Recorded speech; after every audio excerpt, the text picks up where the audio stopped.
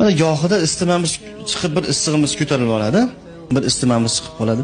Payg'ambar alayhisolatu vassalom aytdilarki, bu istima dedilar jahannamda taptidan, bu do'zaxda issig'idan. Kim do'zaxga bir marta kirsa, ikkinchi marta kirmaydi dedilar. Bu gapning ma'nosi kimi tanasida harorat bo'ladigan bo'lsa, bamisoli o'sha inson bir do'zaxga kirgandek bo'lar ekan. Bir istimani tanasidan o'tkazgan inson gunohlari kechirilib, yana ikkinchi marta do'zaxga kirmas ekan. Qiyomatda Alloh taolo bu dunyoda istima bilan yongan insonni Alloh taolo qiyomat kunida do'zaxdan ozod qilar ekan. Bu gapning ma'nosi shu.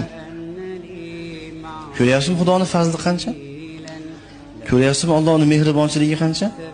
Alloh dard berib ham darajotimizni ko'tarib qo'yapti. Parvardigor olam boshimizni og'ritib ham jannatga qilib qo'yadi. Istima chiqarib ham gunohlarimizni o'chirib qo'yadi. Gunohlarimizni yuvib qo'yapti.